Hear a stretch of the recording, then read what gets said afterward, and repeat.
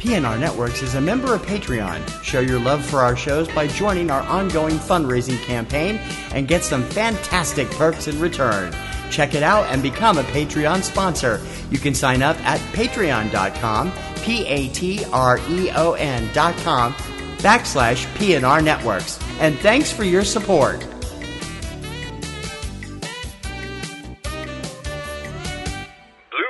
This podcast is a member of the Blueberry Network. Blueberry. No E's. That's Blueberry, BLUBRRY.com. Blueberry.com. This podcast is a proud member of the Lamb Podcasting Network. Find the network at largeassmovieblogs.com. This is one week when we really could use somebody else to do a teaser. Yeah. Where's Arlie Ermy when you need him? Okay, men, stand up and go! Move, move, move, move, move! You know, that kind of stuff. Unfortunately, I'm not very good at it. No, you're not. Our whole show this week is devoted to the men and women who serve America as the military for our special Veterans Day tribute, and we guarantee you there will be no mention of anything to do with the election. Hooray! It's an election-free week right here, right now. I'm T.C. Kirkham. I'm Kim Brown. Like veterans on the sands around the world. This is Subject Cinema, and we thank you for your service. Stand by to receive our transmission.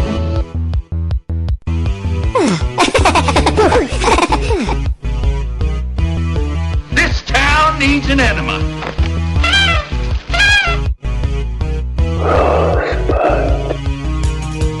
Celebrating a decade of film podcasting. Blasting out of Beantown, USA, you're tuned into Subject Cinema with T.C. Kirkham and Kim Brown. Directive. Oh, behave. Yeah. I volunteer as tribute. Suppose you run your business and let me run mine. Here's looking at you, kid. Before we get started, does anyone want to get out?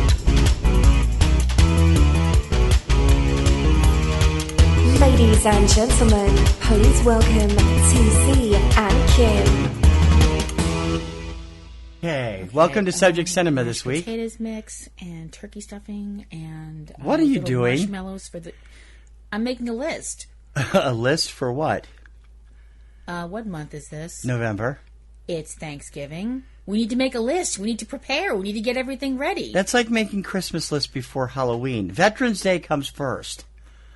Well, you're right. Screw the list. Well, I didn't say that. And anyway, those mini marshmallows they put in salads and stuff are disgusting. Welcome to Subject Cinema. Before I was so rudely interrupted, I'm T.C. Kirkham. I'm Kim Brown, and I stand chastened in rebuke. She is the rude interruption. Subject Cinema number 544. Veterans Day weekend, day and date, November 13th, 2016. Mm-hmm. So, how was your week? Cold. I mean, it's it's November in New England, so it's at that time of the year where you're just going, thank God it's not snowing. You know, it's kind of warmish, but the second the sun goes down, you're like, oh my God, it's cold out. But other than that, it was pretty okay. You know, I mean, there was stuff going on earlier in the week that we're not going to talk about. And it hasn't stopped. We're not going to talk about that either. Yeah. No election coverage whatsoever. This is an election politics-free, unless it's part of the movie, or the movies we'll be discussing, show this week. We may talk about the election next week. You never know. Anyway. Or we may not. Or we may not.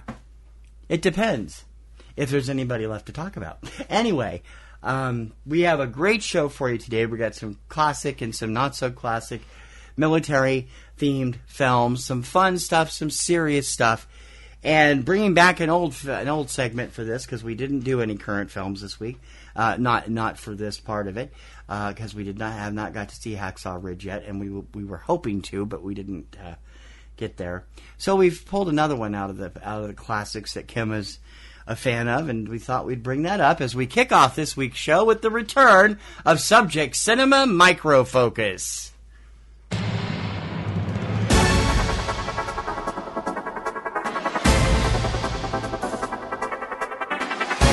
Subject Cinema Microfocus.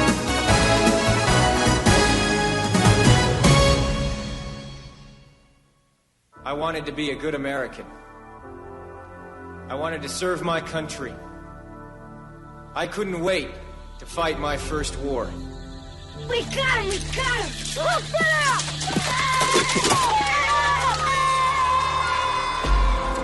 Let the word go forth. Daddy, the soldier! And the torch has been passed to a new generation of Americans. Your brother's a hard worker, Tommy.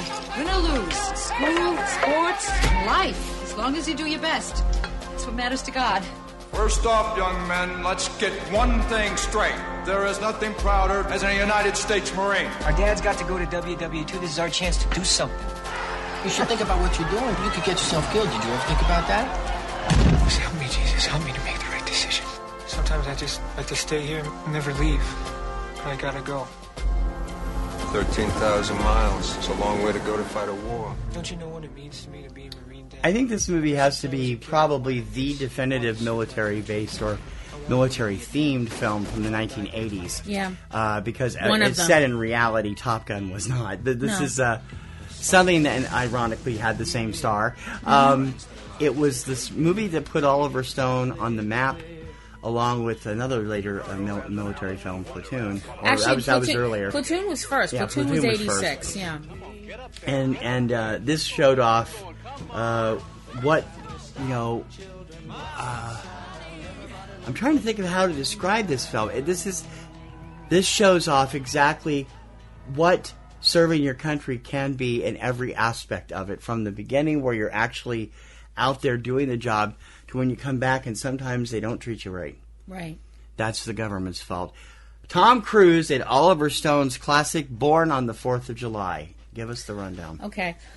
This was actually considered one of the trilogy of Oliver Stone's Vietnam films. First came Platoon, which was in 1986, then this movie in 1989, and Heaven and Earth in 1993. Born on the 4th of July tells the story of Ron Kovic, who was a young man that grew up in Massapequa, New York, and was your just average child of the 50s, wide-eyed and innocent, and believed in his country and loved his country and had every reason to love his country. He was inspired by the inauguration speech of President John Kennedy to become a Marine, and he enlists in the Marines and winds up hearing a really impassioned lecture about the Marines. He decides to, like I said, he enlists and is he has one last dance with his girlfriend before he leaves, a girl that he likes. He becomes a sergeant in the Marines, working up the ranks, and becomes a sergeant, and is in Vietnam on his second tour in the year 1967, in October of 67. And the unfortunate thing that happens during war happens to Sergeant Kovic and the other members of his unit, especially in Vietnam. They attacked a village thinking that it was full of enemy combatants, and it wasn't. It was full of people that were just trying to live their lives. He winds up during the retreat from this attack, he winds up shooting one of his members of his own platoon in what they call friendly fire. He's severely injured in January 1968 and is rescued by another Marine. It turns out that his injuries are incredibly severe. He's paralyzed from the mid-chest downward, and he's brought back to America, where he is recovering, quote, quote, in the Bronx Veterans Administration Hospital, which is, to put it mildly, a disgrace. This is a place where we send people who put their lives on the line for their country and their country's ideals in a place that's overrun with rats and filth, and the doctors and nurses basically ignore these men who are dying in their beds while they're abusing drugs and just doing whatever they want. He tries to walk again, but he's unable to do so, partially because the equipment that they have in this hospital is too old and it's not sufficient to get him literally back on his feet. He returns to his home in 1969. He is now in a wheelchair. He tries to still be the Marine that he was when he shipped out, but he winds up, unfortunately, because at the time the government and, let's be honest, the people of America failed the veterans of Vietnam. They kind of shunted them aside and acted like, we'll just shunt them in the dark and they'll go away. He's dealing with being paralyzed and the fact that nobody wants to help him, and he winds up becoming an alcoholic. While he was gone, his younger brother, whose name was Tommy, became a very vocal anti-war activist, and their relationship winds up becoming strained. There's an Independence Day parade that Kovic attends, and he's showing signs while firecrackers are going off. He's flinching, which is understandable after you've been in a real firefight. That something like a firecracker could wind up, causing post-traumatic stress disorder. He asked to give a speech, but he's unable to finish it, and is taken off the stage. He winds up reuniting with a friend of his that he had in high school, a man named Tommy Burns, who is also a wounded veteran, and they spend his birthday, Kovic's birthday, talking about the war and what they've been through. He goes to visit his ex-girlfriend, Donna, and she is now a college student in Syracuse, New York. And they talk about the past, and she asks him to go with her to attend a vigil for the victims of these shootings at Kent State. He goes, but things get out of control because the police overreact. And he and Donna wind up being separated because she's taken away by the police because they are demonstrating against the war. Ron winds up at a bar, almost gets into a physical altercation with another Marine, and after he winds up in a very nasty, very personal argument with his mother, his father sends him to a place in Mexico called the Village of the Sun, which seems to be a place where a lot of Vietnam veterans, most of whom are paralyzed, wind up, for lack of a better term. He has an erotic experience there with a prostitute that he falls in love with. He falls in love with this woman, but to him, unfortunately, to her, unfortunately, he's just another trick.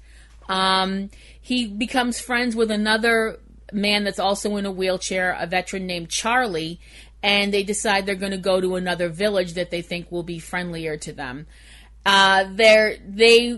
The trip to the other village isn't exactly peaches and cream, because they wind up pissing off their cab driver, who leaves them by the side of the road.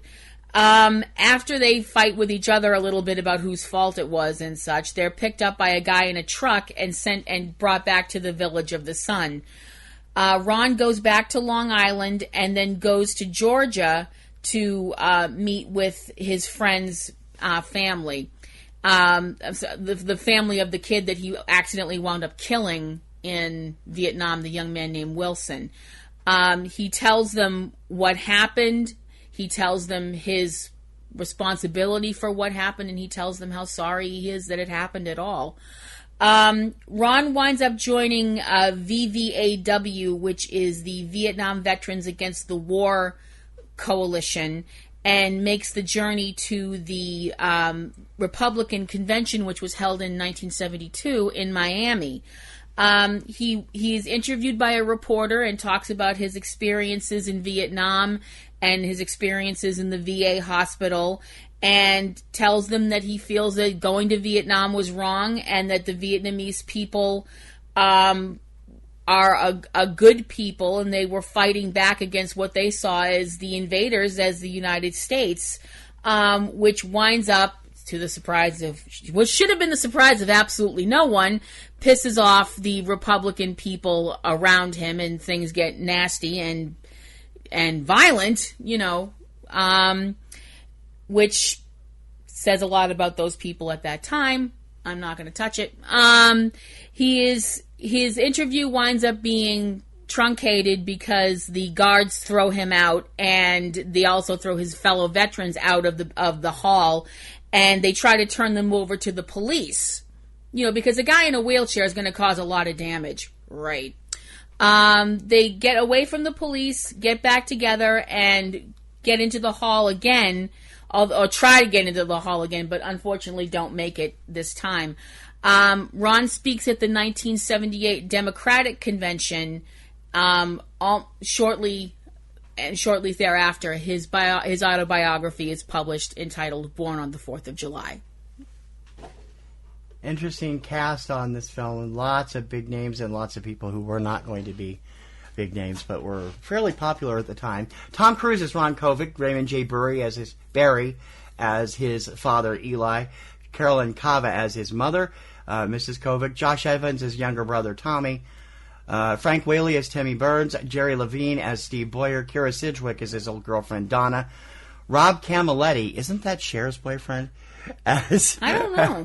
As Tommy Finelli, Stephen Baldwin as Billy, Tom Berenger as Sergeant Hayes, Willem Dafoe as Charlie, John Getz as a Marine major in Vietnam, Michael Compantero as the ill-fated Wilson, plus Cordelia Gonzalez, Holly Marie Combs, Vivica A. Fox, Wayne Knight, James LaGrosse, Ed Lauder, R.D. Call, Abby Hoffman, pretty much as himself, Edie Brickell as pretty much herself, Reg E. Cathay, and cameos by director Oliver Stone and Kovic himself.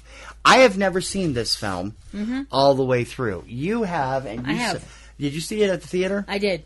Stacy and I saw it at the theater. Was this was an important film? This was a really, as you said, one of those films that Stone earned Stone's reputation for being a liberal filmmaker with decidedly liberal slants to his skew, and doing so with an eye to making sure that the audience was entertained no matter which side they were on. Right. But also, I know that a lot of people, take the attitude, oh, Oliver Stone, he's a liberal, he's a conspiracy theorist, he's a whack job, he's blah, blah, blah, blah. Well, he is all those, and he's admitted it. Can I also bring up one thing, though, in defense of the man?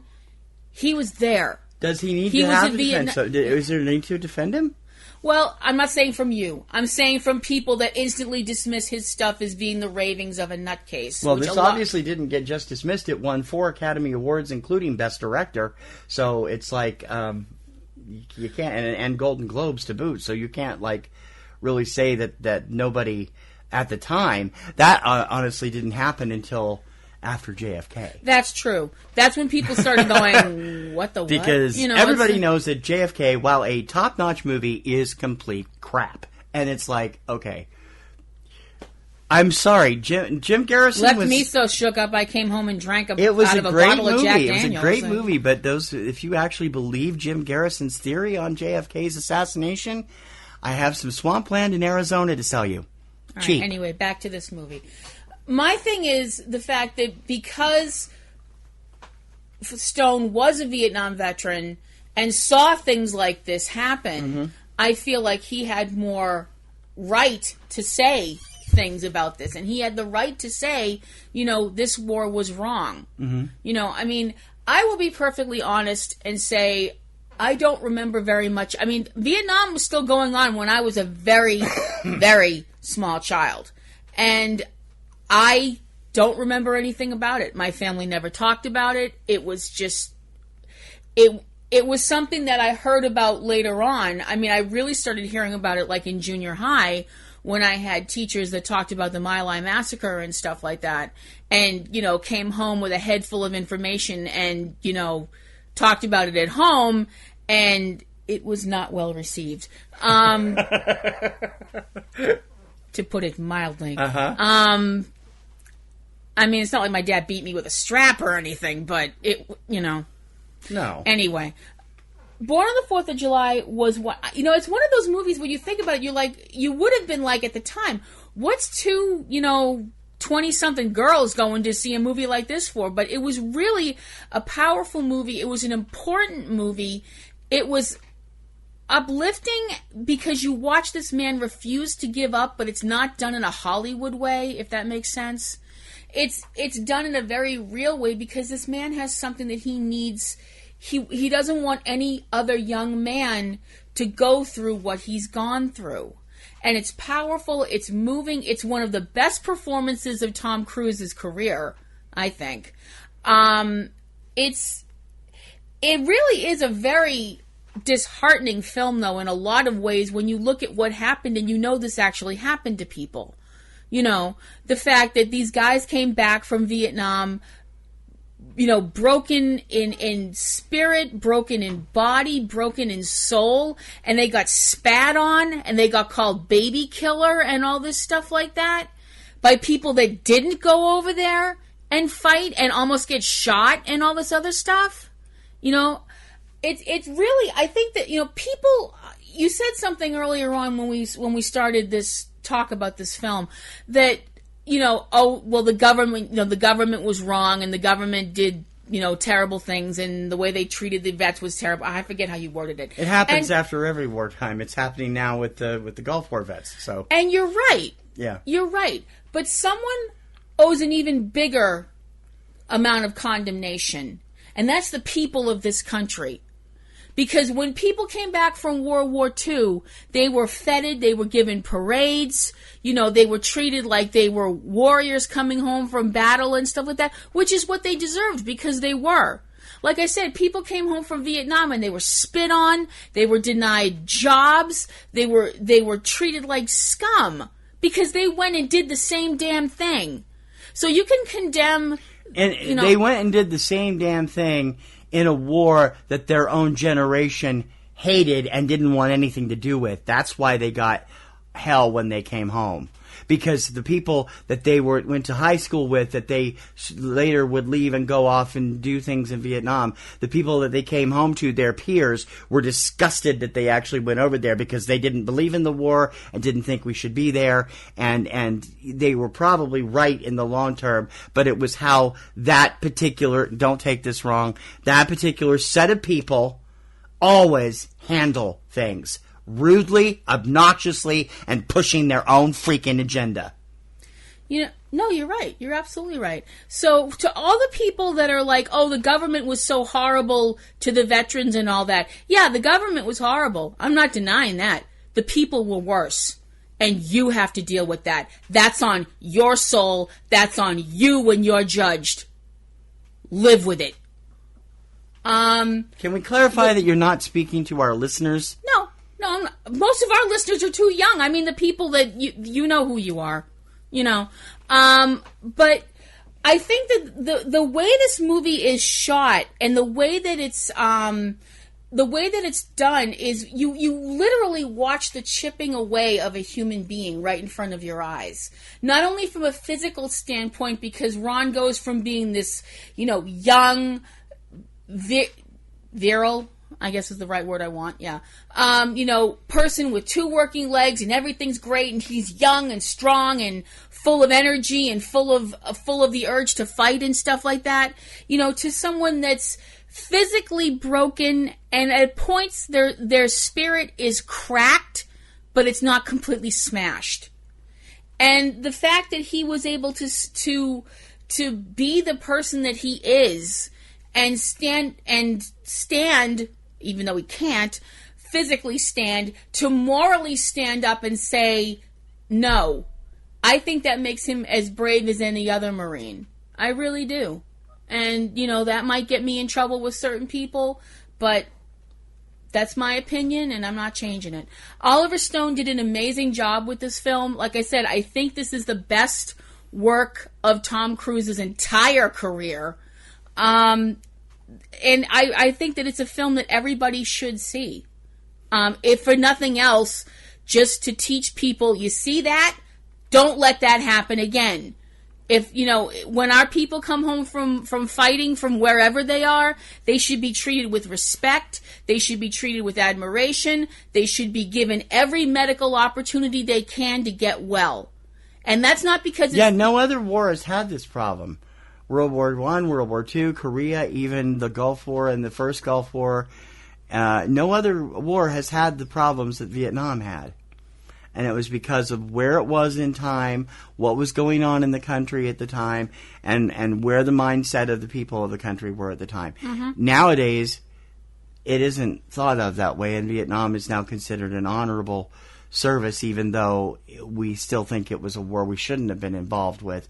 Most people believe that the veterans who were there deserve respect and praise for serving. Absolutely. That's because they do. Yeah. Born on the 4th of July is available on DVD, I'm pretty sure. It's probably also available on demand and Netflix and those kind of places. Mm-hmm. Definitely, if you've never seen it, you should check it out. It is a powerful film. It doesn't matter where you stand on the whole concept of the military. It will reach a chord with you, and I think that it's something that everybody should see. No film is too good or too bad for us. This is Subject Cinema. In a world where podcasts already seem to address every imaginable subject, one man broke new ground with a seemingly random obsession about exploding helicopters in movies. He was a podcaster on the edge, a maverick broadcaster who played by his own rules. Now, he has a last chance to talk about the strange way helicopters explode in film. Exploding Helicopter, available on iTunes and Podomatic now. Think you know about jumper fireballs? Think again. Subject Cinema!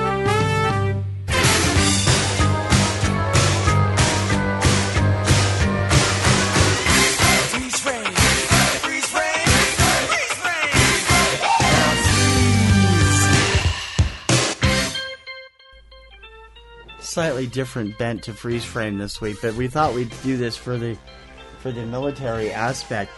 Military have been portrayed in the movies in every which way, shape, or form from the beginning to the end of time. It seems like there have been action adventure movies starring the various members of the military. There have been musicals with the members of the military, comedies, dramas, documentaries, suspense thrillers, slasher flicks. They have fit into all different types of situations. Right. Absolutely. Well, it's like any authority figure throughout history. When the film, it makes a big difference when the film was made as to the portrayal of authority figures in that film, whether it's the military, law enforcement, the clergy, anything like that. And it also depends on the war itself. That's World true. War II films have always depicted the World War II stuff as heroic and, or out to bash Hitler and get rid of him and all that stuff. Even the fantasy of Captain America had the same kind of thing. Mm-hmm. So, well, let's go even further back. You look at portrayals of wars that occurred before there were videos, before there were even moving pictures or anything like that. The Revolutionary War or the Civil War. You look at a film like The Patriot, which, pissed a lot of people in Britain off because they were like, we understand that, you people in America would view the British as the enemies, but crying out loud, we weren't that bad. I mean, this film has the redcoats burning people alive in a church and all this, stuff like that. And, it's one thing. Yeah, but you also have to take into account who the director of the film was. That's true. You have to look at it from the point of view that whoever makes a film, there's a saying that history is written by the winners, and that's true. Filmmakers, for the most part, are also being told from the side that if you look at war as a winning or losing thing, some people argue nobody wins wars, really. Right. If you look at it from that standpoint of which side won. Now, the risk and the lazy thing to do, the lazy way to film make, is to completely demonize everybody on the other side. That's not to say that there's a lot of people on the bad, on the bad guys' side. I mean, let's face it, most people that were in the Nazi Party were really awful people. They weren't Colonel Klink. No, most of the people that were let's put it a different way. Most of the people that were in positions of power really drank the Kool-Aid and believed all that nonsense. Right. There is an excellent example of that. And if you've never seen it, it is available on Netflix. It's a movie called The Decent One. It's a documentary about the private letters sent between Heinrich Himmler and his wife during the World War II. Mm-hmm. It's terrifying. It's one of the best documentaries I've ever seen. It did not get enough attention when it came out in 2014, and everybody should take a look at it to see exactly, because he is the architect of the Holocaust along with several other people, and talks openly and even happily about it with his wife, who shares his interest in this. And it is an utterly fascinating and ultimately absolutely terrifying movie. Right. And it gives us a real insight into the way the Nazis thought. Right. See, that's my point. That's where I'm coming from. You had people at the higher echelons of Hitler's regime that really believed all this nonsense. Mm-hmm. But you look at a film like Valkyrie, which actually brings up that there were people that went, wait a minute, this is nuts. This is going to get all of our... This is going to get all of us killed. There's another this movie, crazy son of a bitch needs to go. There's another movie that just came out that we have not seen yet called Anthropoid. It came out on DVD this past week, which is also it's a World War II about insiders wanting to get rid of Hitler. Mm-hmm. There's also a movie another small film that if you weren't aware of it, you probably haven't seen it, but it is based on discussions with people involved. It's a movie from France called Diplomacy. It won a ton of my viewers' choice of my Poppies and Rosies a couple years ago. It's just a film that everybody should see. I don't know how accurate it is. I just know that it was an interesting and in-depth study of that particular time. Right. I think that the basic thing that you need to think about is the times that are around films when they're made. If you look back at films of the 40s that involve the military, it's always the brave soldiers going off to war, leaving their best gal behind and all that kind of stuff like that. And they're going off and they're brave and they're fighting the Nazis, who are all evil scumbags, And then you get into films from later years. You look at a film like MASH, or even, a film like MASH, Catch-22, films like that look at the absurdity of war and the absurdity of the fact that most wars are fought by men in boardrooms. It's the guys on the boots on the ground that wind up dying and having their bodies, smashed and destroyed. A film like MASH looks at the people who are behind who are responsible for putting those people back together, and the frustrations that they must feel with the fact that they have to sew up these poor broken guys, and some of them have to go right back out there and do it again. Right, yeah. They don't get to go home. They have to, it's like get clean, sew them up and send them back out to get chopped up into deli meat, Mm-hmm. And I think a film, obviously a film like MASH would not have been made 20 years earlier. The studios wouldn't have touched it, because of its negative portrayal of the military. Yeah, when MASH came out, it was the height of the Vietnam War too, Mm-hmm. so that's why. Yeah, I think it also depends on how it's portrayed as to when it's portrayed. Vietnam films usually have a very downbeat feel to them, mm-hmm. because it's generally accepted, like we said before, that you weren't.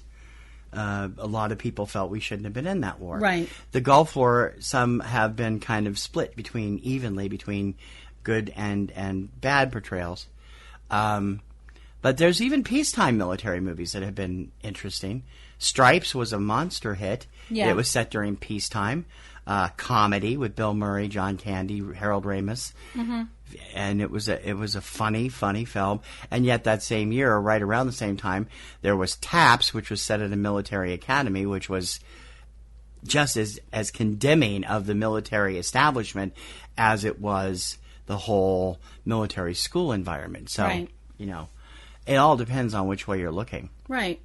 I mean, the film industry has given people war heroes and war anti-heroes. You can go back to people like Audie Murphy, John Wayne, even all the way up to Sylvester Stallone's John Rambo, who is a Vietnam vet who the country turned their back on, and he in First Blood, which is the most realistic and actually the best out of all of the Rambo films, winds up having to fight a war here with this corrupt sheriff and the people around him. Can you really call First Blood realistic?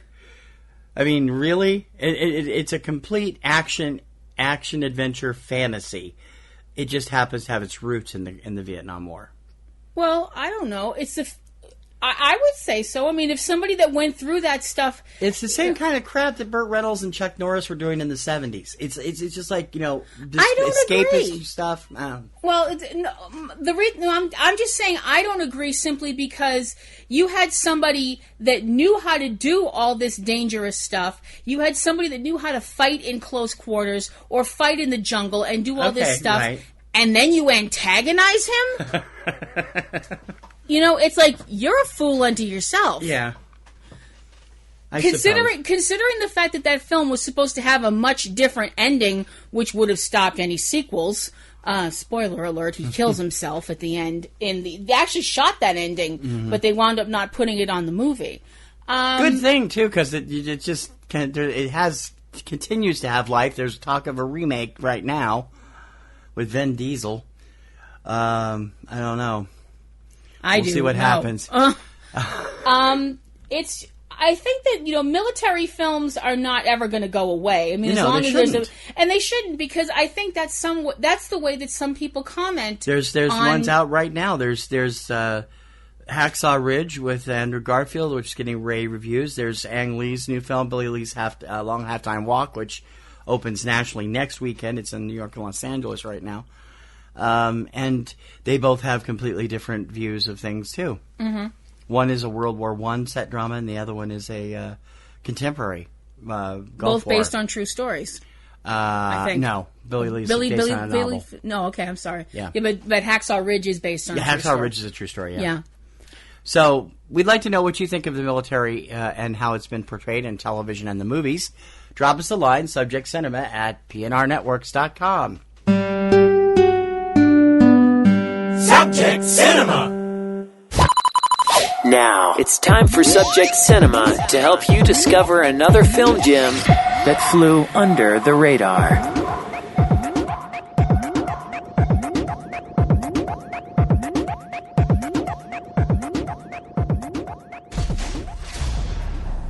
This court is rendering guilty verdicts for this Alpha Unit, or A-Team, and incarceration in maximum security facilities for 10 years. We are innocent.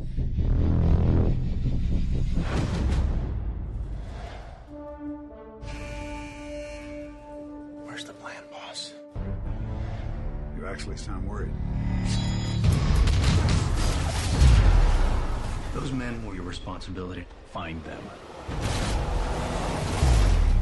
Hell no. I ain't stepping foot in any type of aircraft. Man up! Get in the plane. We gotta finish the escape. Man up and get in there. Putting the team back together. How do you plan on stopping them?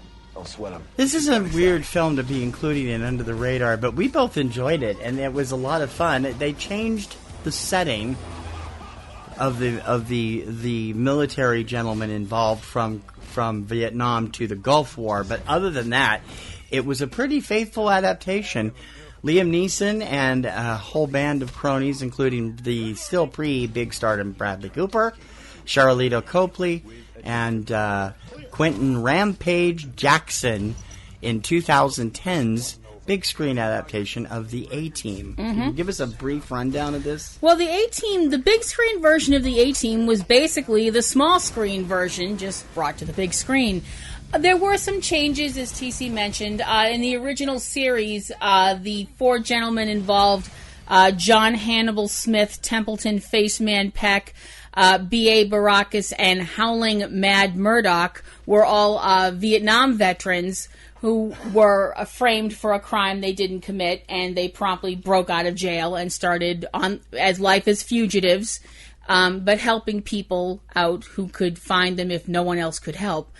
The big screen version has them as people that were involved with the Gulf War, and they are, once again, betrayed by superior officers that are involved in a smuggling operation, and they go on the run and wind up not only they wind up clearing their names, but they're still considered fugitives, and they get the bad guys arrested, but they don't get the glory and the fame they deserve for doing that. They're still considered outlaws by the military, more or less, because they've humiliated the military at every attempt to catch them.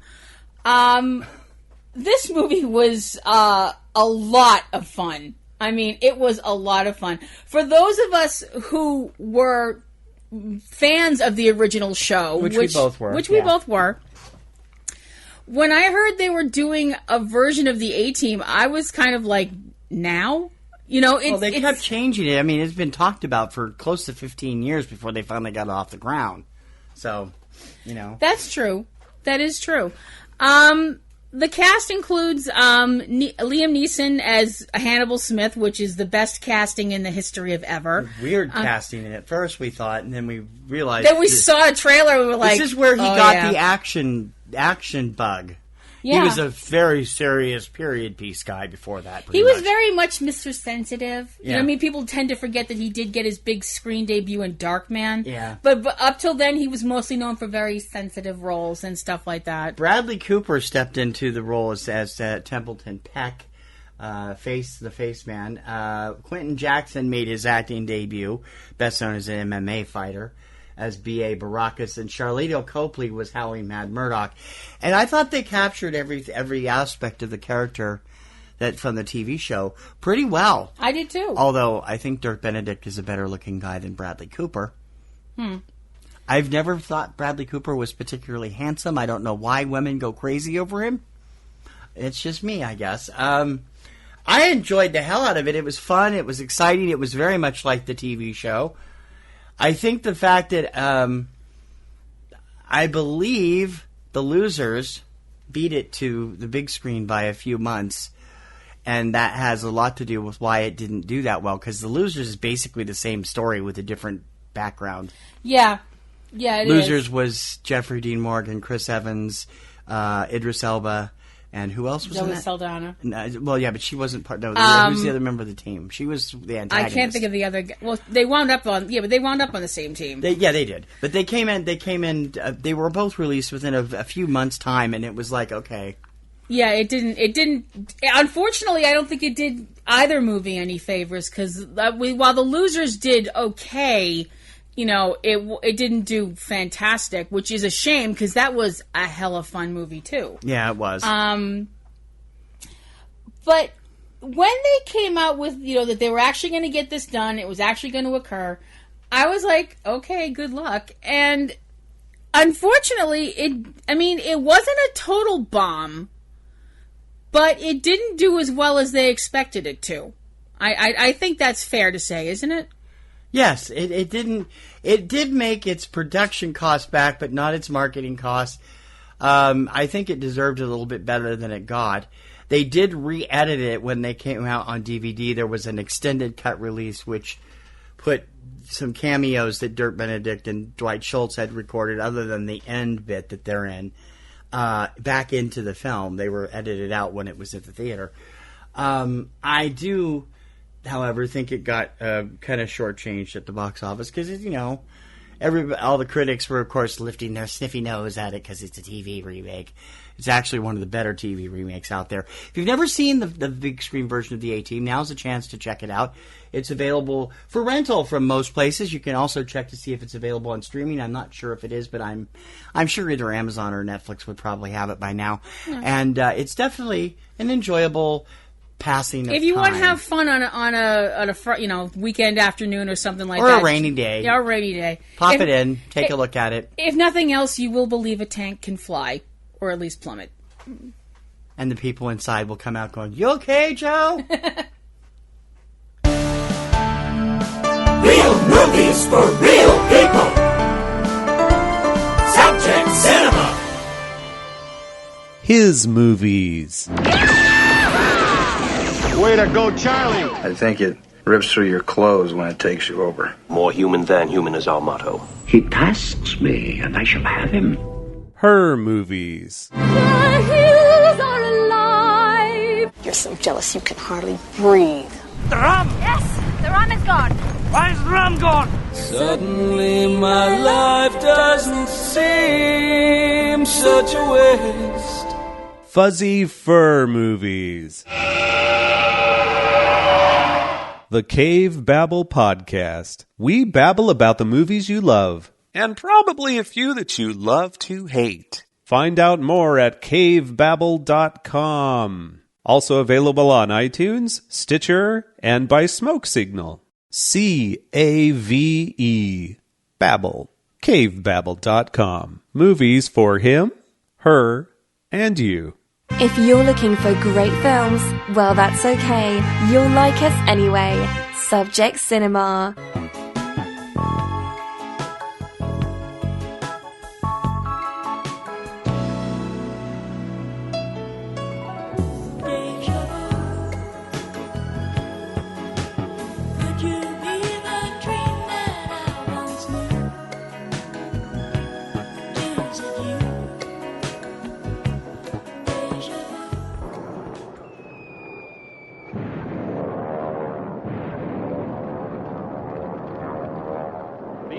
Attack on Pearl Harbor, as told from both the United States and Japanese sides. Once two nations made war. Today they have collaborated to make a motion picture of unequaled magnitude and importance, recreating the actual events leading up to the day that changed the course of history.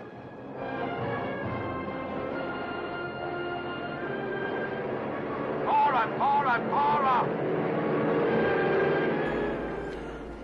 I am not a war person. I am not a war film person. I know this is kind of out of it's not a guy territory thing, because most guys love westerns and war movies and the Three Stooges, and I abhor all of them mostly. I don't like a good western. I can take Stagecoach. The original is an awesome film. Three Stooges, no, don't even ask me.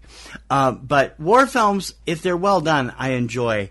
But there's only one war film that I would consider a place on my that has a place on my top 100 pantheon, and it's a movie we have talked about several times. We've done a microfocus on it. We've done other things on it, and I bring it up every year at this time because it's just a fantastic film to see. Mm-hmm. Tora Tora Tora is the true story of the Japanese attack on World War II on Pearl Harbor, which started World War II. Which got America involved. Got America involved. Well, yeah, that's true. It's more accurately stated that way. It depicts the attack from both sides, both the Japanese and the American. It was the first film of its type to ever do this, and it is considered a classic by most aficionados of World War II cinema. Directed by Richard Fleischer, Toshio Masuda, and Kenji Fukasu, with an all-star cast that includes Martin Balsam, Joseph Cotton, So Yakamura, E.G. Marshall, James Whitmore, and Jason Robards. You look at both sides of what's going on. You see the Japanese soldiers preparing for the attack on the ships off of Pearl Harbor, and you see the military establishment at Pearl Harbor and realized that we were caught with our pants down. It is a spectacular film. It was nominated for a number of Oscars. I think it won 1 or 2. And the performances are top-notch. You'll recognize a lot of faces from... I mean, it seems Actually, it only won 1. It only won 1, okay. Best Visual Effects. It was nominated... Which makes sense, yeah. It was nominated for 4 other awards. Yeah, it's... you'll recognize... None of which in the acting category, strangely No, because it's an ensemble piece, and that doesn't surprise me. But you'll recognize a lot of the faces who have bit parts. The ones I mentioned are featured parts, but there's also pretty much walk-on roles for Richard Anderson, who would later become famous as Oscar Goldman on The $6 Million Man, Neville Brand, who was best known for westerns and for playing Al Capone in The Untouchables at that point. Who else is in this? There's a few other people that have a good recognizable walk-ons. Edward Andrews as the Secretary of State, I believe. He's that kind of officious guy that always plays... usually like businessmen or whatever. Yeah, he did a lot of Doris Day films. This is definitely one of those movies where you can sit there and go, hey, it's that guy. Yeah. It's definitely one of those. You have to do it fast because they're there and gone. Well, some of them have running parts, but they're just smaller roles compared to everybody else. Right. It is a film that is shown on, I mean, you'll probably see it pop up within the next month on Turner Classic Movies or TNT or whoever has the rights to it right now. It shows up every year, and it runs for 2 or 3 days, and it's definitely worth the 3 hours to sit there and watch it because it's an engrossing film.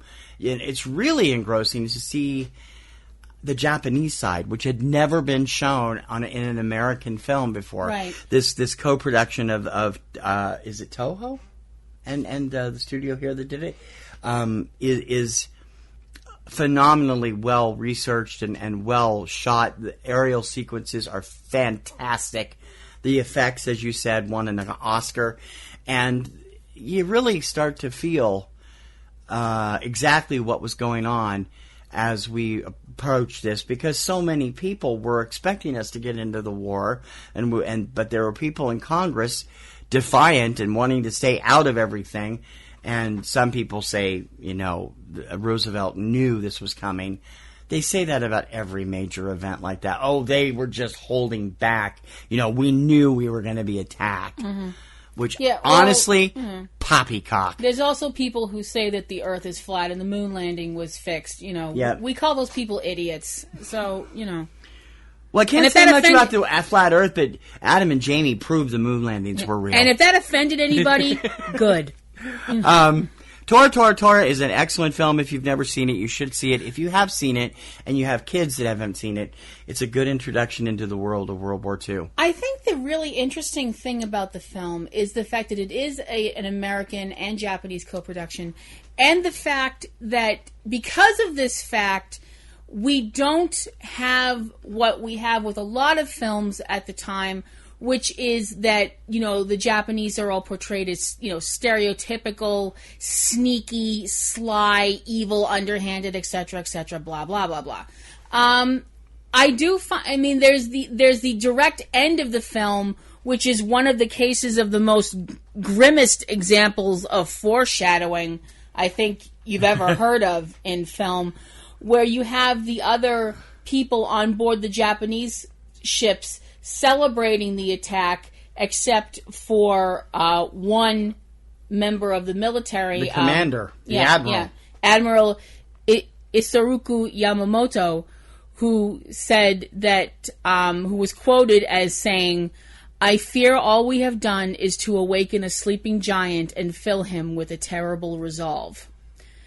And considering what was going to happen to Japan before the end of the war, that statement proved frighteningly accurate in the form of 2 atomic bombs. Some of the other people that pop in and out of this film you'll recognize.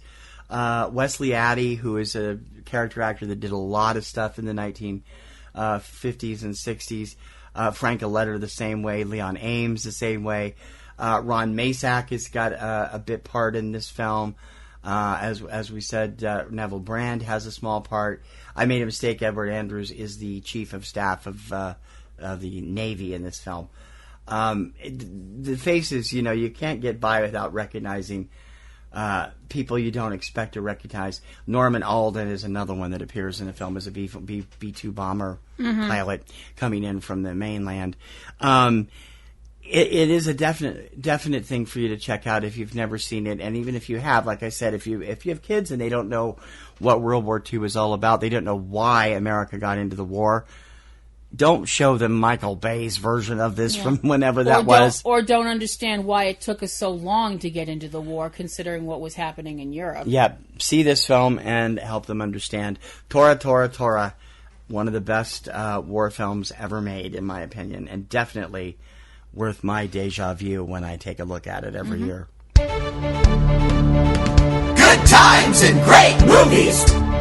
Subject Cinema.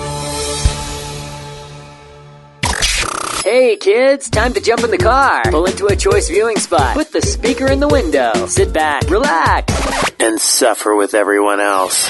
It's time for another trip to the Subject Cinema Drive-In Dungeon.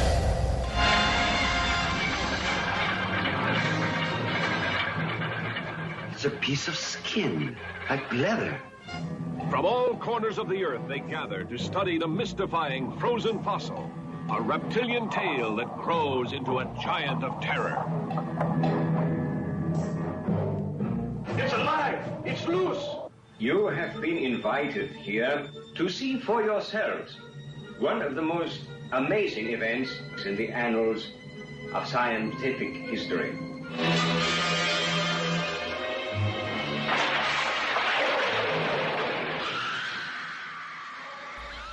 Okay, this is going to be fun. All right. Your idea. Okay, well, we had to put something in for Drive-In Dungeon, and we were like, well, we don't want to put in anything that makes fun of our military, so we'll put in something that makes fun of everybody else's military. No. That's not the point. The point is we wanted to show military in a light where they're trying to do something against that can't be done, even though it's just a big, giant puppet with little tiny arms. The thing is, the military in this movie is actually doing the right thing.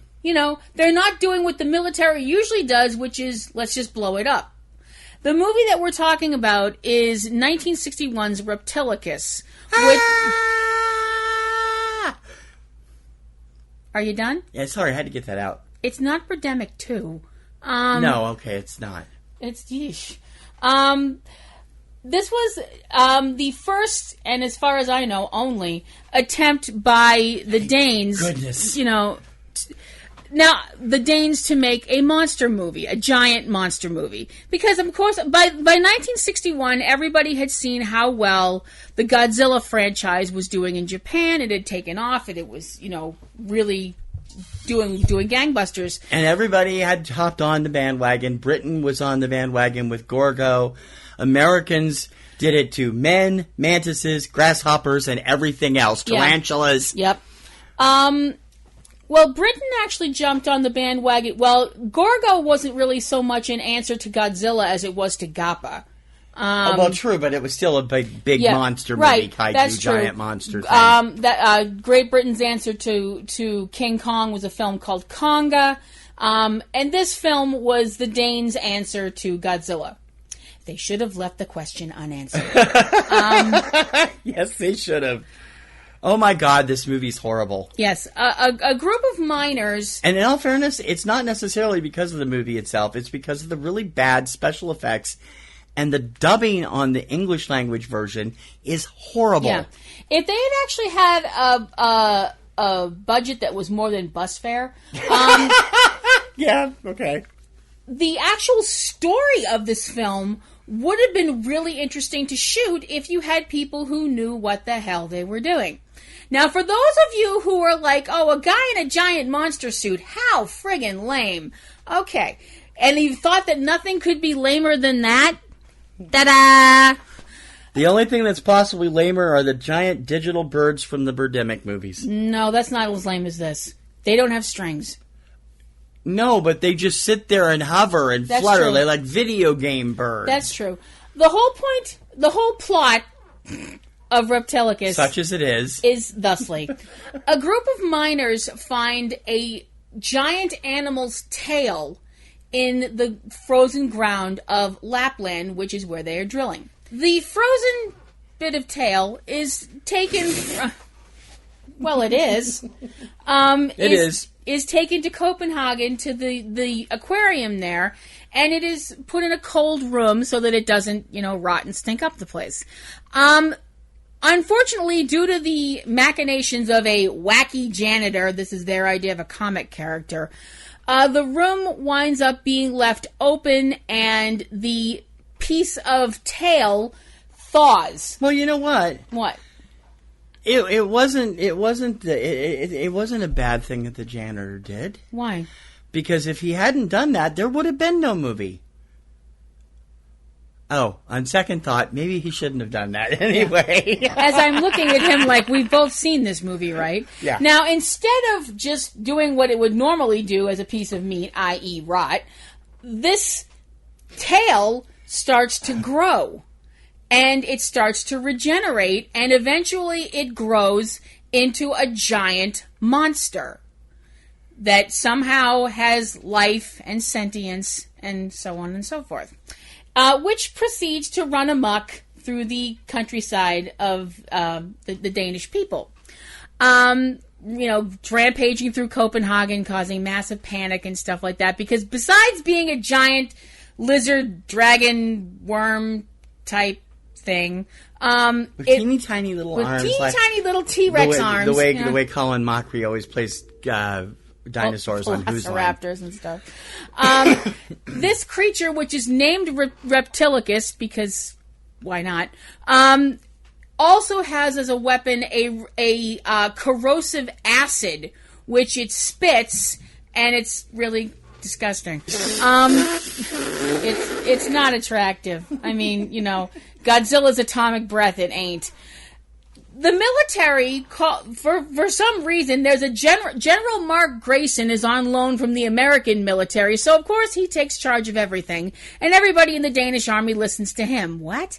But anyway, now, the thing that makes this such an interesting film in regards to the military standpoint is that the military actually, unlike other of these kind of giant monster on the rampage movies, actually listens to the scientists and don't just open fire on this thing.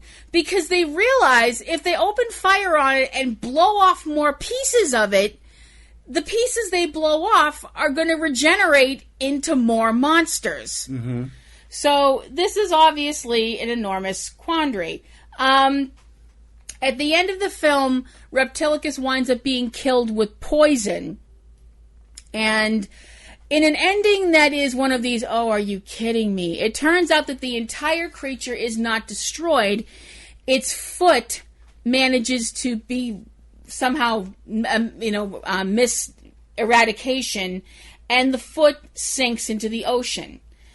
The film has a last shot of the foot on the ocean floor, and the foot starts to slowly crawl on its own, leaving the ending being, could this happen again? Will it regenerate? The end, ? And you're going, oh, please, no. Now, my question is, why didn't they just take the normal approach to getting rid of the monster? What? Use liquid nitrogen. It was frozen when they found it. You can freeze it again. Well, yeah, that's actually a good idea. The cast included pretty much all Danish cast, I believe, except possibly for Carl Ottosson, who played General Mark Grayson, and Smythner as Smyrner, I think. Smyrner as Lise Martins, Mimi Heinrich as Karen Martins, Absham Anderson as Professor Otto Martins, Bodil Miller as Connie Miller, the Danish film, and Marla Behrens as the American Connie Miller. I'll explain that in a second. Bent Medling as Sven Vitterlift, I think that is. Pav Waldijk as Dr. Peter Dalby, Dirk Passer as Peterson, and Ole Weisborg as Captain Einar Brandt. Now, American and English, they made two different versions of this film. Mm-hmm. They shot it once in Danish and once in English, and AIP still ended up dubbing it, even though the one that we got was shot in English. Mm-hmm. Why did you do that? I don't know. Because it was really bad dubbing. Either way, it was a horrible film. Yeah. I mean, like I said, for anybody who thinks watching a kaiju movie where you've got somebody in a rubber suit, is ridiculous, they had no idea. I mean, if you've never seen Reptilicus, you have no idea of what a bad-looking movie monster looks like. You've got basically a puppet on. You've got a marionette running amok. Actually, it was more of a Muppet, which is which is Jim Henson's term for the two of them. They had both puppeteers and marionette controllers. So it technically was a Muppet. I'm thinking that's really terrible to say that because it doesn't bode well on Jim Henson's organization. But no. Theoretically, that it was a Muppet. I suppose so. But it is one thing I think everybody can agree on: Muppet, puppet, marionette, Danish, American, whatever. It sucks. It's still crap. Yeah. Reptilicus is available to see on a number of on-demand services. You can also rent it, I'm sure, on DVD, and it's in a bunch of budget stuff as well, although it is not in public domain, so you will have to pay full price for it. It isn't worth it. Reptilicus from 1961. Enjoy it if you can. All movies, all the time. Subject Cinema.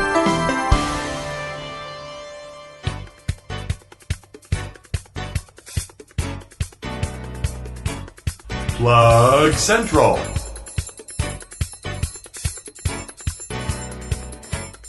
This is the section where we talk about us, what's going on here at PNR Networks. I want to tell you a little bit about a few things that we're doing right now. First off, we've added a few new places where you can actually listen to all of our programming. We are now publishing all of our stuff to both SoundCloud and YouTube. You can listen at either of those places, plus all the regular places that you've always been able to get the show. iTunes, Stitcher, TuneIn.com. More recently, iHeartRadio. There's also the Libsyn player and our player on our site. And we are still trying to get on Spotify. Spotify is being really picky about the number of podcasts they let on. And they're also in a little bit of trouble this weekend because the latest update of the program has been causing havoc with hard drives. So if you use Spotify, be aware that it could be using up to 2 terabytes of space inside of a day because they are just doing all kinds of crazy things. They're trying to fix it. What's going on? Is that bad? Yes, it's bad. Because it's all nonsense. It's all garbage information taking up all that space. I'm sorry. This is apparently Kim's, ooh, what does this button do moment. Well, yeah. Sorry. Don't forget to subscribe, whichever service you're on. That way you'll get the show as soon as it posts on Sundays and on Tuesday, Friday, whatever, whichever ones you are subscribing to. And we hope you'll subscribe to all of our shows. In addition to Subject Cinema, there is the other show on Subject Cinema's feed, Front Row 5 and 10, up every Tuesday evening, or Wednesday evening, sorry. Usually around 10 in the evening because we usually record it the same day. And we do crazy lists every week, and we hope that you will take a listen. And send us your ideas for crazy lists to do at frontrow@pnrnetworks.com. If we use your idea to do a list with, you will get a mention on the air, full credit in the show notes, and eventually we're going to be giving out prizes for that too. That all depends on other things going on. So please listen to those. On our other feed, there's 3 Minute Weekend on Friday morning and Tuesday Digidex on Tuesday, both covering the new releases, one in theaters, one on home video, and we hope that you'll check those out. There's Platinum Rose's Garden every week from Kim on its own feed at PlatinumRosesGarden.com, where she covers the latest in the ongoing saga of the Winchester brothers on Supernatural. Yes. And there is Cavebabble with Eric and Valerie Lyon. Eric and Valerie do movies, games, books, odd things to eat, and all kinds of other things at their website, which is cavebabble.com. What is on this week's Platinum Rose's Garden? I'm sorry it's a day late, folks, but this week's Platinum Rose's Garden is the episode, the one you've been waiting for. This has something to do with Hitler, does it not? Yes, it does. It has something to do with those nasty Nazis that have come back, and where's Indiana Jones when you need him? And hopefully you guys will come and check that out at PlatinumRosesGarden.com. We hope you'll also hook up with us on other sites where we are. You can hook up with me on Pinterest, on Facebook, on Twitter, on YouTube, on Letterboxd. We have links to most of it up on the site already, and if they're not there yet, they will be in the next week. I'm working on all the links as we stand. We have a few new services and stuff debuting in the next couple of weeks. We, in addition to the brand new website that premiered in October, we have a lot of additions coming to it that are going to make it more fully functional for our listeners to enjoy it and join in and be part of the PNRNetworks community. And a part of that community is our Patreon campaign. We're asking you to help us out a little bit. We have to upgrade some of our equipment, and we also like to do a little bit more within our coverage of film festivals and a few other things. And Patreon is really simple. It's kind of like Kickstarter, except it's an ongoing donation. You can join anywhere from $2 to $100 a month, and with great perks in there. And actually, there's a new perk coming. Eric and I are talking about something. It was his idea, so I'm not sure what we're going to do, but we'll have more on that later. And we're also going to be introducing a few new extra perks here and there. If you haven't seen the Patreon video yet, please go look at it. It explains everything we're doing and why we need your help. We can't keep doing this show as well as we do. It takes a lot of hard work to put everything together, to sit down, plan the show. And I'm sure a lot of people out there listening say, this is a great show. It must be so easy to just sit down and talk about movies. It's not. We do a lot of research for the show, and a lot of plans. We do kind of talk freeform, but we have a very good idea of what we're doing beforehand. And so we hope that we're glad that you appreciate it enough to listen, and we hope that you'll appreciate it enough to donate as well. Go over to our campaign, patreon.com/PNRNetworks, and sign up and become part of that. We will be having exclusive blogs, videos, audio, and everything else that will be available only to Patreon supporters, so make sure you go over there and sign up as soon as you can. We have a number of other projects going on for the future. We have a new podcast premiering in January right now called Real Rewind. Real Rewind is going to be a thrice-weekly show, which will be film history. History one film at a time, as we're calling it, and we hope that you will enjoy that. It's actually an extremely research-intensive show. I mean, this is the first show I'm actually going to have to really sit down and write a full script on, not just an outline for like I do for Tuesday Digidex and 3 Minute Weekend. This is going to require a full script, full attention, and everything else. It's going to be a great show, and it'll premiere in January. And provided we get some Patreon supporters out there helping us out, we have a new video project that we're talking about, and we would really like to make it work. And in order to do that, we've got to have some Patreon support to make it work, because we have to. It's going to cost a little bit more than what we would normally do to do a video thing. Kim is going to be the star of it, and it will be interesting to see if we can pull it off. If it happens, it'll probably happen first quarter 2017, probably leaning toward February or March at this point. But we hope that you will be looking forward to what those crazy, wacky people at Subject Cinema will be doing on video. I'm going to be posting more video on YouTube as we go along anyway, because it just needs to be done. We hope that you guys subscribe to our Weekly Blast. Weekly Blast comes out on Monday, and it is a recap of everything on all the PNR sites and feeds. You get articles, you get podcasts, you get news, all kinds of stuff. And it's a quick subscription. Just hit that block on the right corner of the right side of the page. It says Weekly Blast, and sign up there. It comes from the people at Paper LI. And we are also working on a new mailing list of our own, and there'll be more on that in the next couple of weeks. It's part of our ongoing expansion. Just trying to think of everything else I wanted to mention. There's going to be a few interactive things coming up also. We have been looking at a service called Rabbit. I don't know if you guys are aware of it, but it allows you... It's a chat service similar to Google Hangouts or whatever that allows you to do other things. And our idea, come the first of the year, is to stage a Rabbit chat and viewing of a film together every week with our listeners. Still trying to figure out exactly how we're going to pull that off, because I've been told we can use Netflix with it. I don't know if it's possible, but we'll see. But the idea is to be there chatting and talking and playing trivia and stuff while we watch a film together all over the world. And I've been trying to pull this off for the last 6 months. I'm not sure where it's going to go, but we are looking into it. And I hope that you will be interested in supporting it when it happens, probably after the first of the year. We'll have more for that later. Yep. There's also a lot of other ongoing things that happen at all of our websites, and we encourage you to come over and see what we do in print every week. Subject Cinema is part of eCinemaOne.com, covering music. We've got movies, we've got movie news, movie commentary, daily trailers, and more. eCinemaBoston.com. I was hoping to have it back up this week. It's been down since late September for retooling. It should be back Thanksgiving weekend. I'm not quite done with it yet. I have a couple more things to do with it. And as such, unfortunately, it does mean we're going to end up bumping the Fall Festival Fiesta again this year.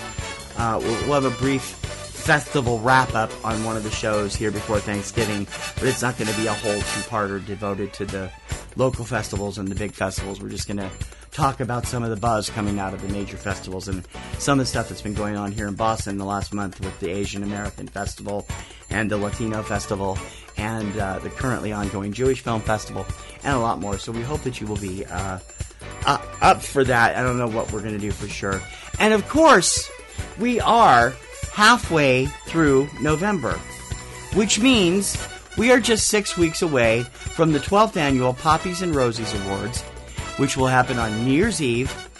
I'm scared to death this year because we've seen so many good films. We still have we have a list of about 40 films, half of which we'll probably have time to get to before then, that we need to see, and 2 films that won't come out until the last week of the year, which we may not get to include because of that.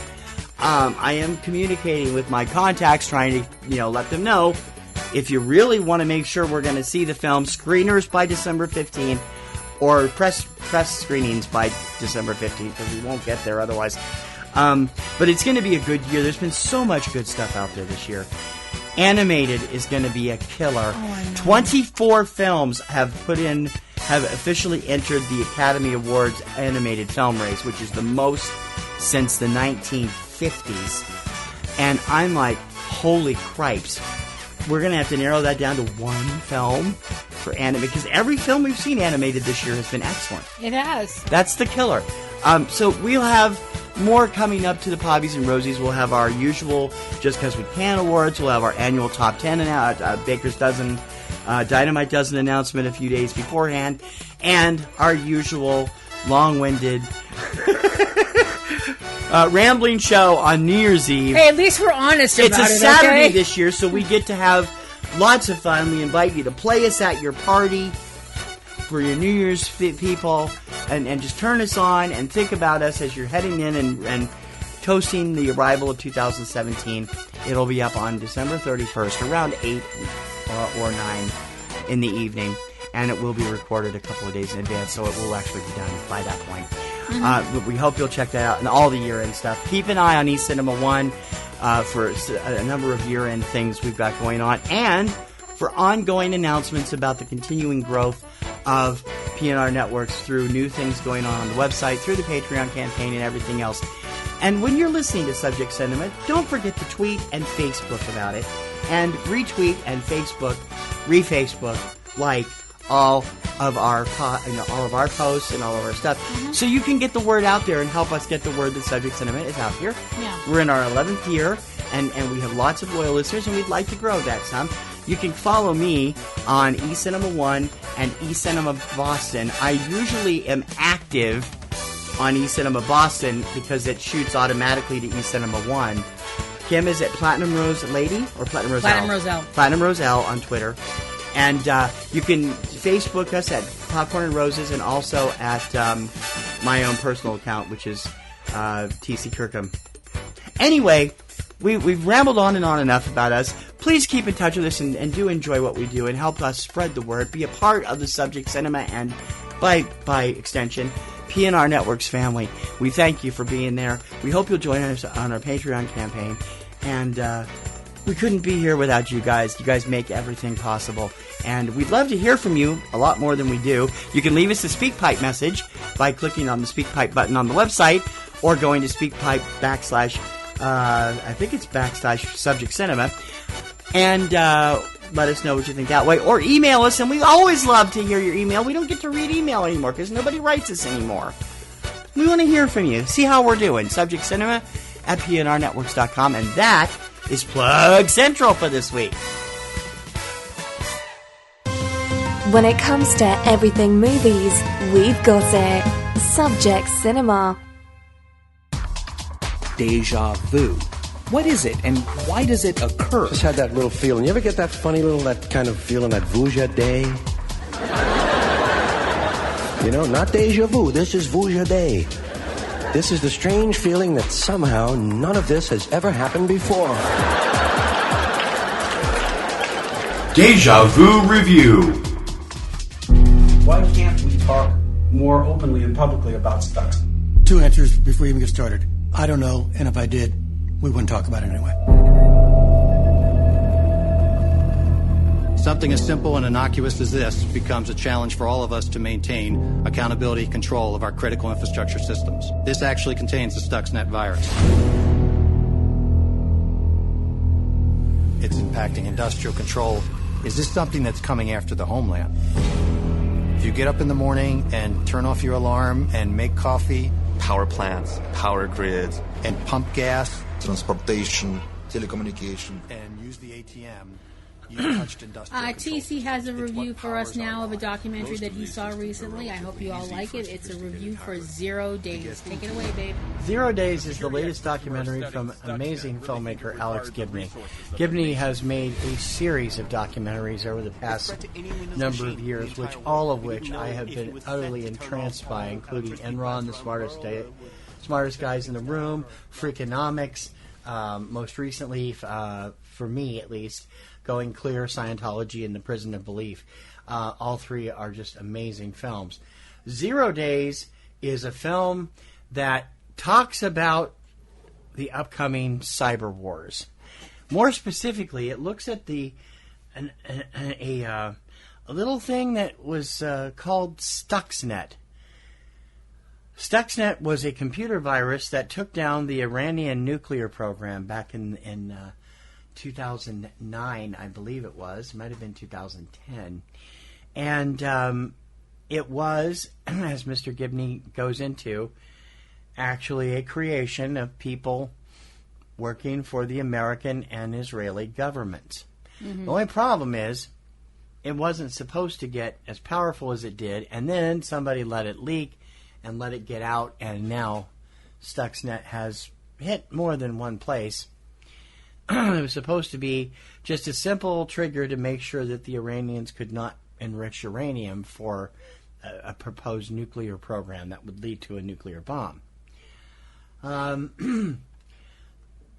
Without getting into all the gory details, they talk with a number of people from the software development side. They talk with a number of software security experts from Symantec, and a number of government employees, and one of whom is played by an actor, guaranteeing their anonymity. They are an actual whistleblower from the NSA. All of this started happening after the revelations of Edward Snowden, and it's very interesting that we see some of the stuff come to light and just exactly what governments of the world are capable of doing in the name of espionage. Gibney does not pull any punches here. He goes after a number of people who are all willing to talk about different things on camera, but when you bring up the Stuxnet thing, I'm sorry, I can't talk about that. Oh, I'm sorry, I can't relate to that. We're not allowed to speak about that. I can tell you, but you won't be able to tape it, and I'll have to kill you afterwards. Stuxnet was created by a team of people at NSA working with the Israeli government to plant inside the nuclear program in Iran, strictly to hopefully stop it from happening. Now, since that has happened, our support for Israel has kind of slipped. And maybe now I understand why why President Obama and the Israeli Prime Minister Netanyahu have not gotten on too well the last few years is because somebody from the Israeli government let it slip out and let it get found and let them track it down to where it was. Now, officially, the government still hasn't admitted they were a part of this. Neither has the Israeli government. But Gibney does not do films lightly and has all the proof and all the research done is that experts know what they're talking about. That having been said, however, the immense critical praise coming through for this movie in other circles is a little unfounded. Alex never really gets into the crux of what it means. He lays down a lot of implications of what a coming cyber war could do, not just to America, but to any country around the world. One fast computer virus working to shut off the power grids, for example, and you've got people doing ransomware all over the world now, taking over computers from hospitals and schools and everything and demanding a ransom in Bitcoin. We are in a world that is unfortunately not able to go backwards. No, that genie's out of the bottle and it ain't going back in. Right. But not that we should. We should be a little bit more diligent about what we're doing. And the government needs to, stop covering up so much stuff.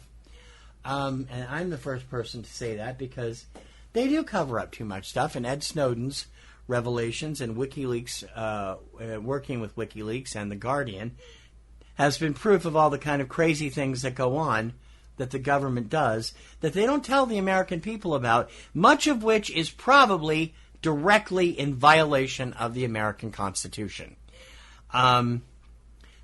I would think a computer virus that is designed to destroy other networks of other rival countries is probably a big fat no-no under the United Nations charters that we've signed over the years. But then again, you also understand that they're doing it in some ways to protect people. The idea of Iran having a nuclear bomb is scary as hell, especially to Israel. They're right there. Yep. And they've already said they want to wipe Israel off the planet. This accord that they put together, the Obama administration put together, that is basically one big fat hooey mess, where the Iranians have already broke like 4 or 5 of the provisions in it. It hasn't even officially taken effect yet, I don't think. It's like, what are we doing here? It's going to turn into Skynet. That's comforting. Yeah. And there have actually been people that have wondered, can't we just give it some artificial intelligence and send it out there? And who can you imagine? Who thinks that's an incredibly bad idea? Can you imagine what would happen if you added an AI element to a computer program like Stuxnet? Skynet would not only be a reality, you'd end up with a Colossus or any number of situations. The phrase "boom goes the dynamite" comes to mind. The time comes when you've got to step back and look at what you're doing. And this is one of those times. Cyber stuff is scary. It's necessary in this day and age because everything is interconnected through the internet, through the power grids, through Wi-Fi networks, through everything. There is an interconnection of everything. But the truth of the matter is, the more the governments do, the less they actually find out, the less they actually know what they're doing, the more closer we become to doing something so stupid that it could wipe out what we already have. 0 Days is a fascinating documentary. If you're into Alec Gibney's stuff like I am, you'll find it fascinating. If you're into the computerized stuff and looking at stuff like this, you'll find it fascinating. If you're not a computer person like Kim, and I don't mean this in a bad way, because she was not interested. Not taking it that way. I think she would have been bored out of her gourd, and then she would have been panicked out the wazoo.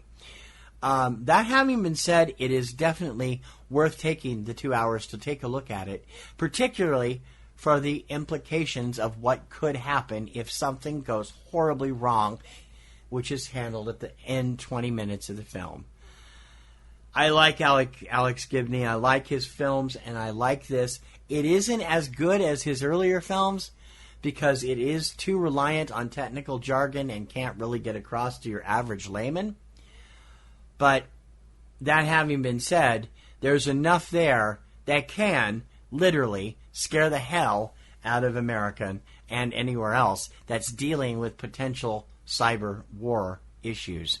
I give 0 Days a B+. This is the place to be. You're listening to Subject Cinema with TC Kirkham and Kim Brown.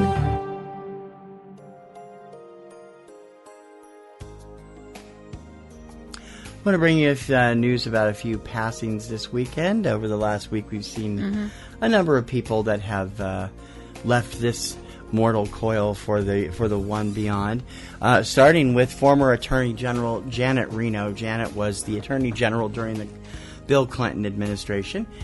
She ended up being the first female Attorney General of the United States, and later on would become deeply involved with a number of things that tainted her run there with scandals, mostly the Branch Davidian siege in Waco and the Elian Gonzalez cases. But she served out both terms of Clinton's administration, then retired from public service. She was 83, I believe, and passed away due to complications with Parkinson's disease. Songwriter Leonard Cohen passed away on Monday, although it did not come out until Friday. Cohen was also in his early 80s. Cohen, he's an acquired taste as a performer, but as a songwriter, he is much beloved, especially in his native Canada. Yeah. His best-known songs were Hallelujah, which became a staple thanks to Jeff Buckley and Katie Lang. Personally, I like Jason Castro's version of the song. Personally, I saw Jason Manns do an amazing version of that song, brought the entire audience to tears. It was just wonderful. And Born to Lose, which he won a number of Junos for back in the right before he went off on a decade-long retreat that he got away from things. He was also in his early 80s. Actor Robert Vaughn passed away on Saturday. He was 83. Vaughn, best known for his role as Napoleon Solo on the long-running TV series The Man from U.N.C.L.E. in the 1960s, where he co-starred opposite NCIS co-star David McCallum and Leo G. Carroll as the suave, sophisticated super spy for U.N.C.L.E., played by Henry Cavill in the film from a couple of years ago. Napoleon was Robert Vaughn was also known, ironically enough, as a regular during the final season of the A-Team, where he played the new guy in charge of missions for the group. And around here, I don't know where you saw them nationally, he was the revered voice of attorney Mark E. Salamone for almost 2 decades. Scary. You know, I'm going to call Mark E. Salamone, and that deep, authoritative voice that he had.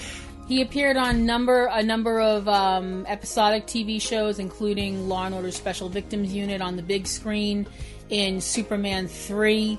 I forgot he was in that. Yeah, he was Why the bad bring that guy. up? That was an embarrassment, and I don't think he liked it either. No, I don't think he did either. He was one of those people that often played characters that kind of had a way of winking at the camera, and he did it with a lot of panache and a lot of charm, and he will definitely be missed. Yes, he'd been ill for some time with leukemia, which I did not know.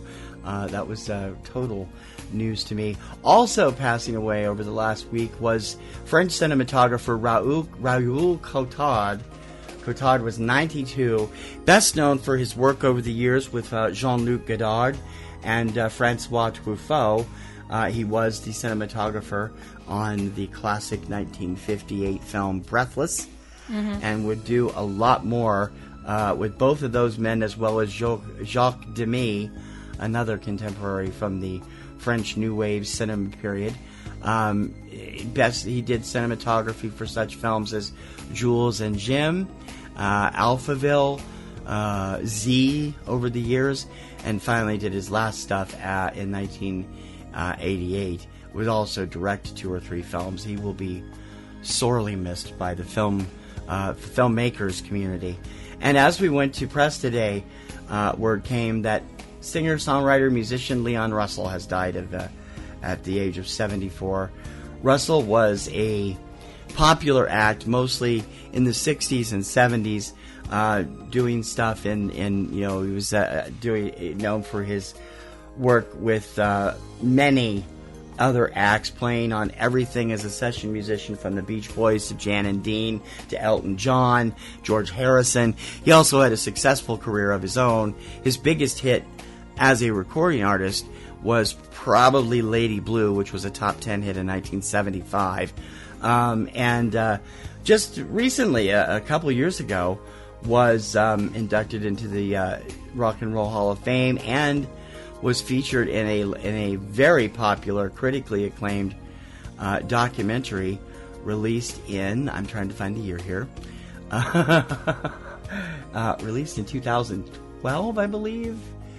2015. It was released last year.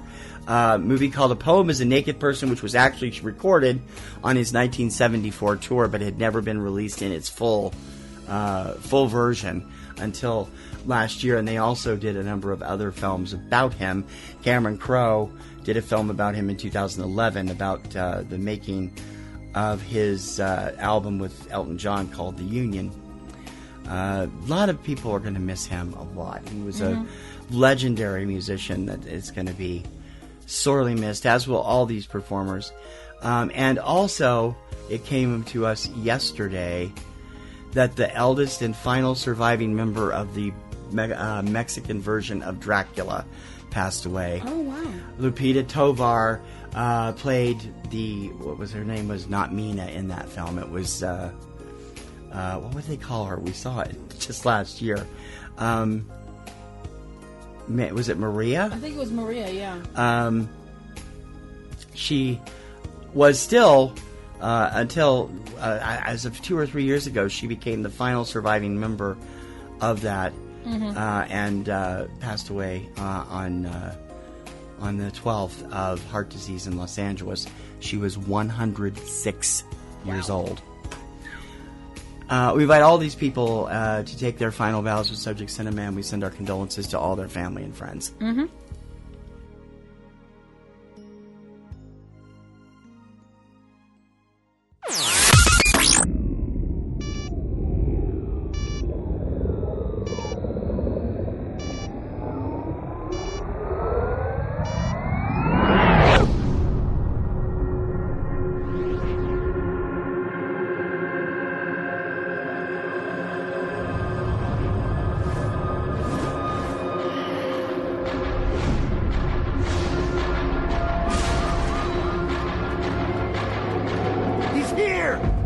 Shoot on sight! 12 years, and the ache is still fresh.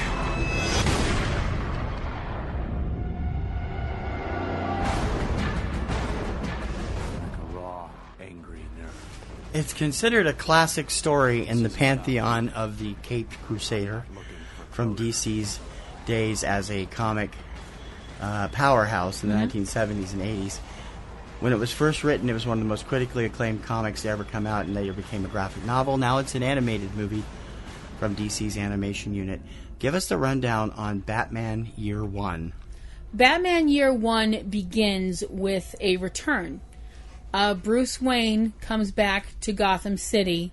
He had left for 12 years and has been all that time, traveling the world and honing his skills that he intends to turn on the criminals of Gotham that robbed him of his parents when he was a young child. James Gordon has also recently come to Gotham with his wife Barbara, who is pregnant. He is transferred in from Chicago. They both, Bruce and James, from different points of view, quickly learn that Gotham is a place that chews and spits out the innocent. James Gordon is paired up as a police officer with a detective named Arnold Flash, who is a violent, horrible piece of scum that doesn't deserve to wear a badge. who is deep in the pockets of drug dealers. Bruce takes on a disguise to go on a surveillance mission in the east end of Gotham, which is the seedier part of town, tries to save a teenage prostitute from her abusive pimp, and winds up barely escaping with his life after being shot by the police that were there to break up what looked to be a riot. The police, who I'd like to bring up, also shot an unarmed man. Bruce manages to escape, gets back to his home, and he's been shot, beaten, stabbed, barely alive, and is sitting in a chair in front of a bust of his father, pleading with his father to show him a sign, to show him what he needs to make them afraid of me.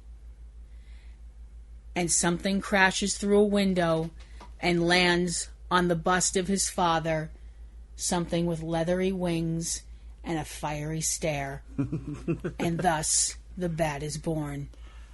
With Ben McKenzie as the voice of Bruce Wayne and Batman, Bryan Cranston as Lieutenant James Gordon, Alicia Dushku as Selina Kyle, Catwoman, John Polito as Commissioner Loeb, Alex Rocco as Carmine Falcone, Katie Sackhoff as Detective Sarah Essen, Jeff Bennett as Alfred, Gray DeLise as Barbara Gordon, and Vicky Vale, uncredited, Robin Atkins Downs as Harvey Dent, Keith Ferguson as Jefferson Skeevers, Danny Jacobson as attorney, and also Nick Jameson, Liliana Mumi, Pat Musnick, Stephen Root, and Fred Tatascore. This was an early production of DC's animated unit of all the different major stories in Batman that they've been doing lately. It came out in 2011, and as you pointed out, later on, Ben McKenzie would go on to play Gordon on Gotham, the TV series. Yes. At this point, he was coming out of the OC. Isn't that ironic, don't you think? Yeah.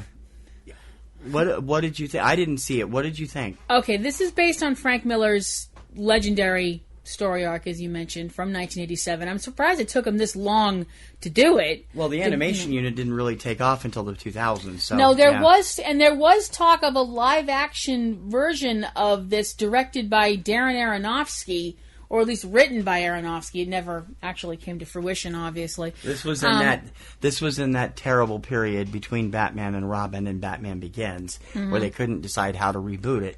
At one time, they were also talking about doing Batman Beyond as a live-action movie. So yeah, I thought this was great. It's a real good look at why Batman is.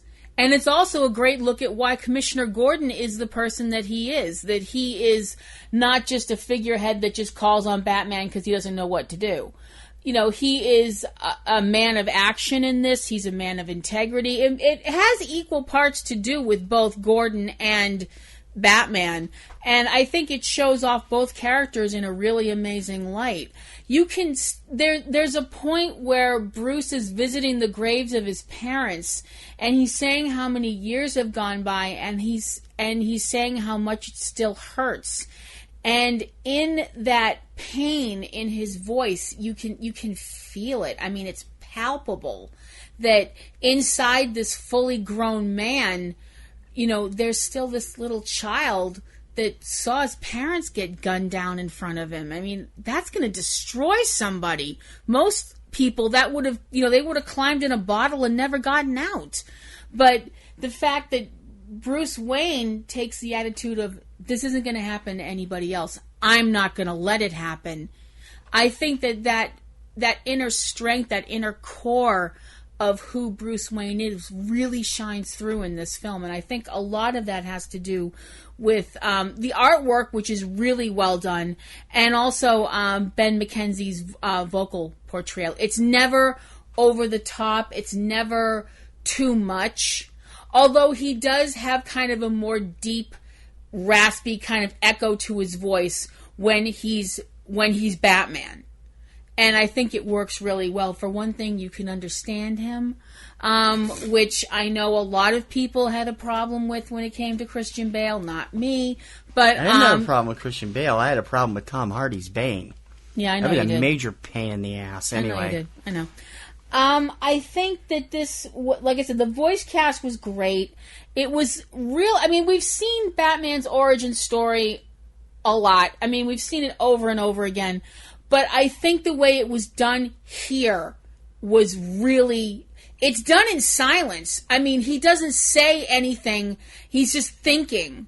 And the way that it's done, it's so beautiful. It's really beautifully done.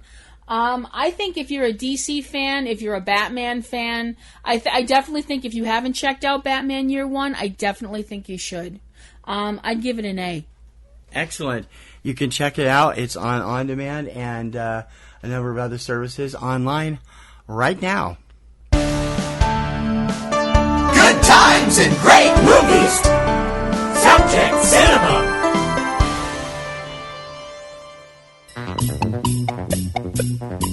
The Last Reel.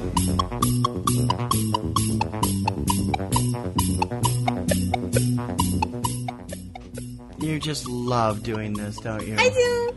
I usually, there's no military thing we could do, so we'll have you do this. Okay. Well, the last reel, we always try and put in some good news. We figured that everybody could use some good news or happy news or exciting news, and I think this is all of the above. Jared Padalecki was a guest on Live with Kelly on Monday, and while he was on the show talking about Supernatural and its long run, he mentioned that, you know, things have changed a lot since when he first started on the show. He was a single guy, and now, you know, the show's been on for 12 years, and that he's a dad of 2, about to be a dad of 3.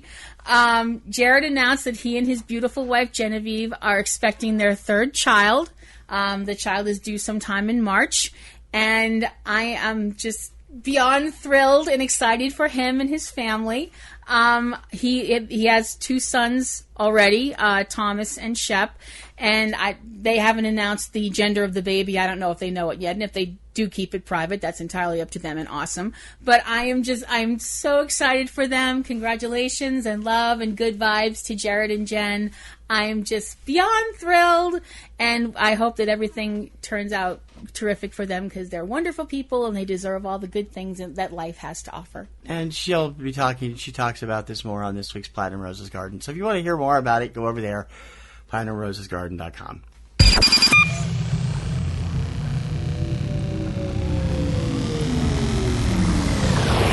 I think we better mosey on out of here. I think you're right. I want to say thank you for your service to all the military people out there. I've got a number. My mother and father were both veterans. Kim's father was a veteran. Mm-hmm.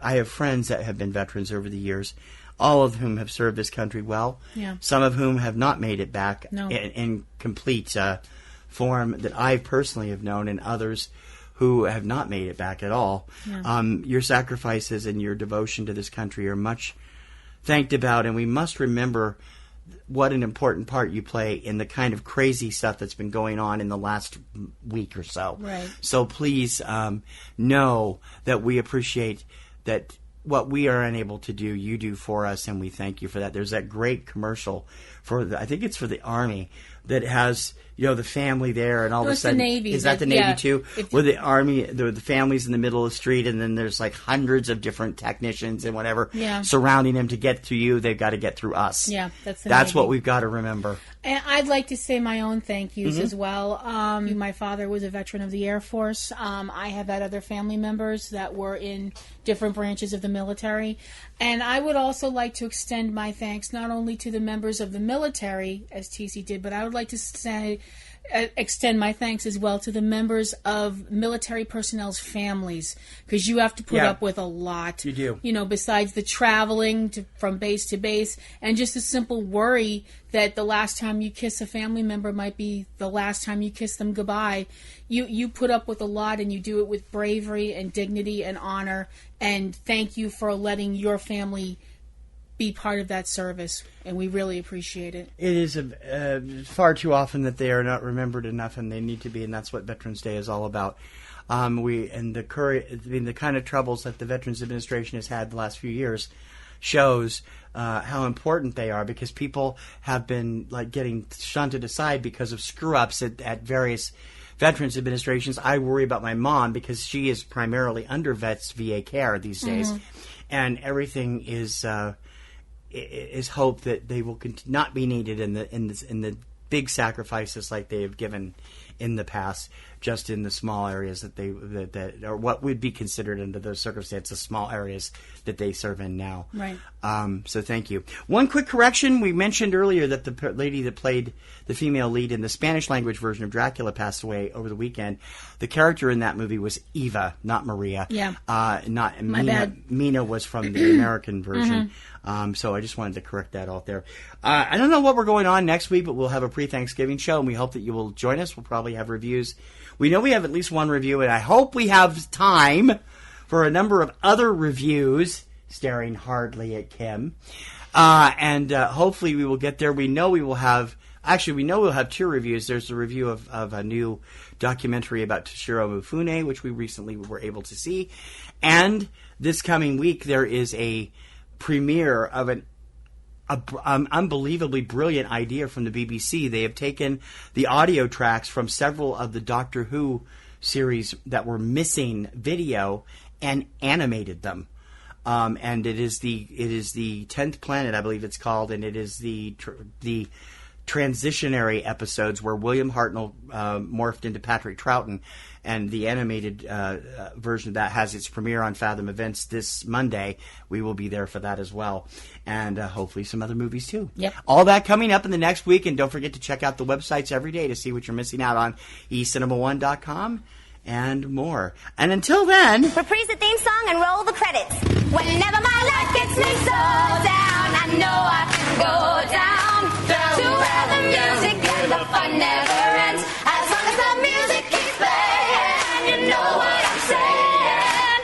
I know that I can find a friend down at the Roundhouse. or until next week, I should say. I'm T.C. Kirkham. I'm Kim Brown. May your popcorn always be buttered. And may your roses always be in bloom. Thank you for listening to Subject Cinema. And thank you for your service.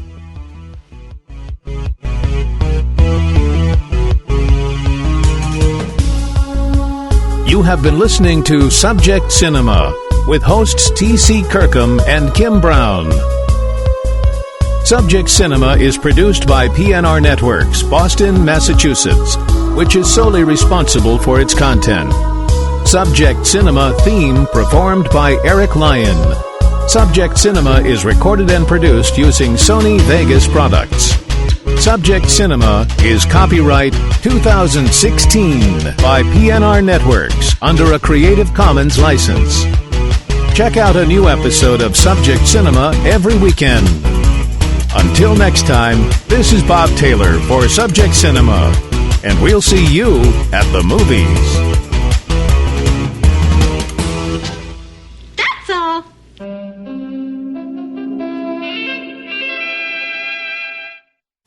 Podcasting's choice. From coast to coast, continent to continent, right here 24/7.